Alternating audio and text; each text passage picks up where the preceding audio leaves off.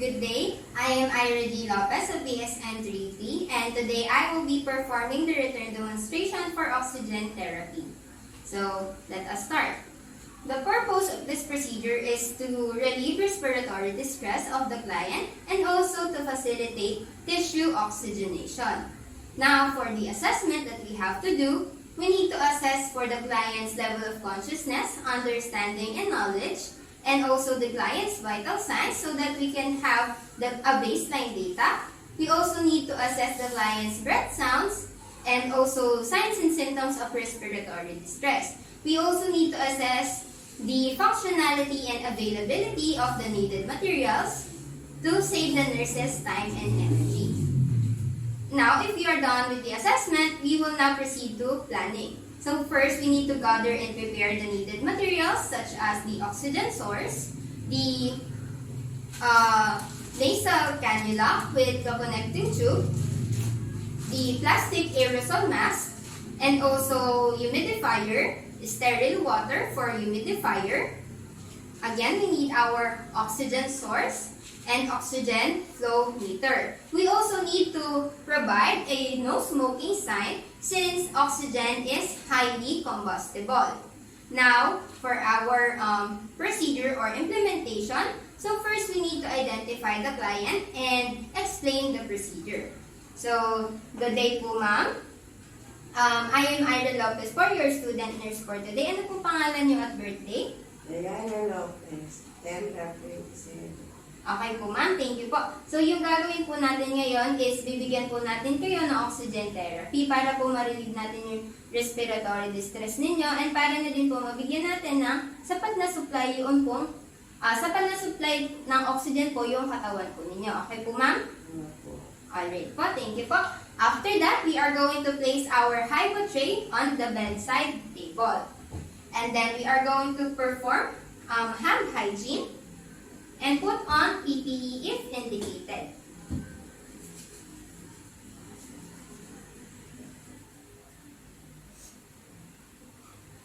So, once we are done with this, we will now place the bed into a comfortable working height and lower down the side rail on the side that we will work on.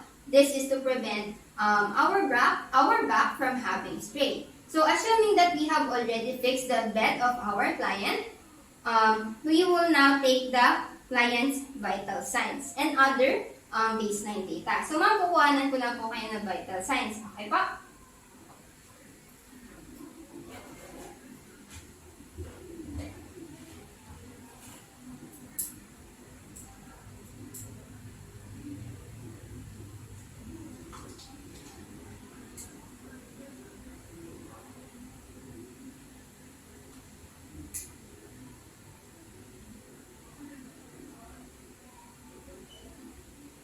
Kabila lang po, ma'am.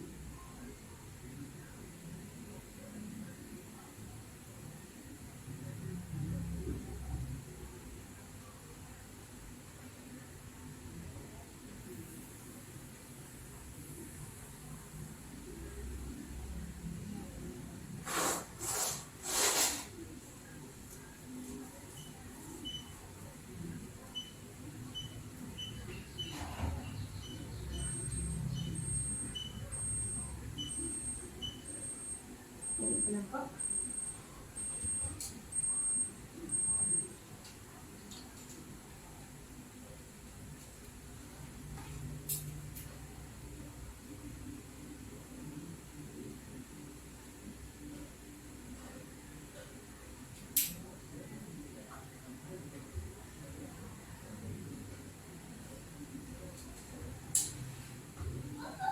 So, ma'am, pwede po ba kayo maupo?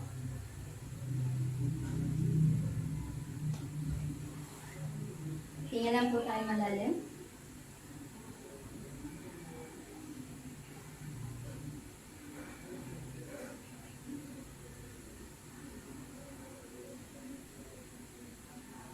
Ayun po ma'am, thank you po.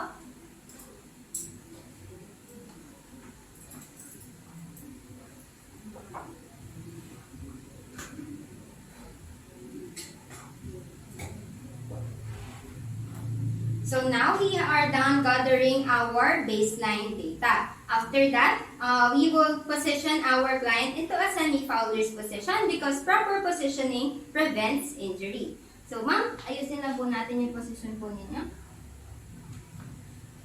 Ma'am, tayo po muna kayo. Sasandal po tayo.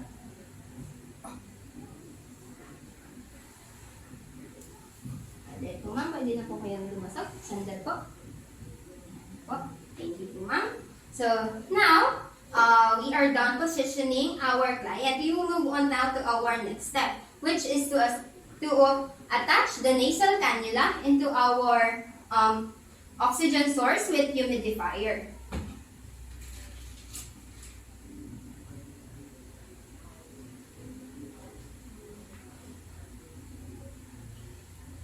Then we have to turn on the oxygen flow rate until bubbling is noted into our humidifier. After that, we will regulate the oxygen flow meter to the prescribed liters per minute. Then we will place the nasal cannula or aerosol mask into our client.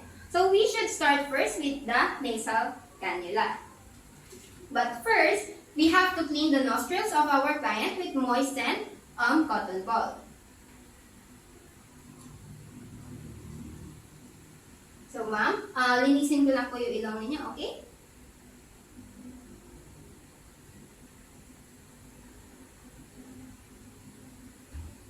After that, we are going to place the prongs of the nasal cannula upwards into the nose of our client.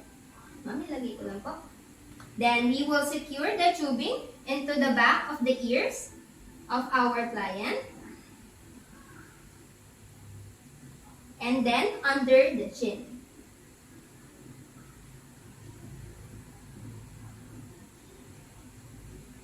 So there we go. We are done now with our nasal cannula. We will move on now to the plastic aerosol mask. So ma'am, tanggalin ko lang po.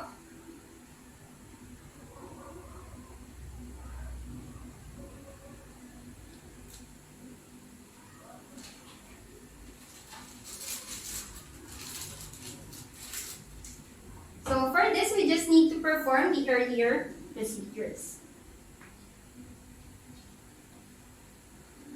Now, if we are going to put our mask, so we have to place this on top of the mouth, nose, and chin of our client. Then we have to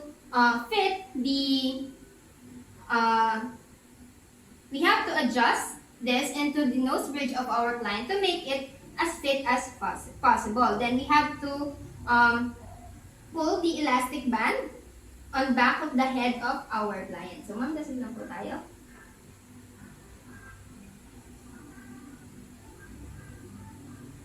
So, once we know that our mask is fit, then we are good to go. So, before this, before we leave, we have to stay with the client for the meantime to observe the client's response to treatment. Then, we have to remove the mask or the nasal cannula for every 4 hours or every shift to assess the skin of our client. So, once done, we are now going to remove the mask. So, ma'am, tanggalin ko lang po.